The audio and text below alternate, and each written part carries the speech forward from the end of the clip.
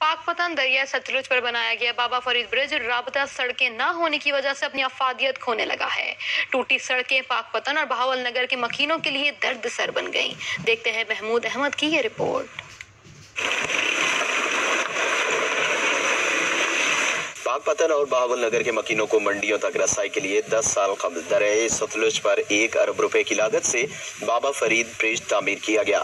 दो अजला के दरमियान मुआशी हब की हैसियत रखने वाला ब्रिज राबता सड़कें न होने से अपनी अफादियत खोने लगा।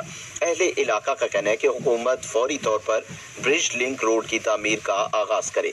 बाबा फरीद पुल जो जिला पाकपतन और जिला बहावल नगर को आपस में मिलाता है, आज से 10 साल पहले 1 अरब रुपए की लागत से तामीर किया गया, लेकिन बदकिस्मती से उसकी राब्ता सड़कें तामीर ना की गई, जिसकी वजह से मकामी तौर पर जो काश्तकार हैं उनको मंडियों तक अपनी फसल नहीं पहुंचाई जा सकती। और ये पुल जिला पाकपतन और जिला बहावल नगर के लिए मुआशी हब की हैसियत रखता है। दरिया सतलुज दे मिंचनाबाद दी पुल बनन ते 1 अरब रुपया खर्चा है और जिंदी वजह सड़क ना होने की वजह तो आज जो 1 अरब रुपया जड़ा है वो आम दा जाया हो चुका है। इस ब्रिज की टूटी सड़कें किसानों को शदीद परेशान करती हैं। किसानों का मुतल्लिका इंतजामिया से मुतालबा है कि इस मसले पर जल्द से जल्द तवज्जो दी जाए ताकि एक जगह से दूसरी जगह बाहिफाजत सफर कर सके। बाबा फरीद ब्रिज की राबता सड़कें बनने से जहां पाकपतन और बहावल नगर के मकीन खुशहाल होंगे, वहीं किसान की परेशानी भी कम होगी। महमूद अहमद, जी न्यूज़, पाकपतन।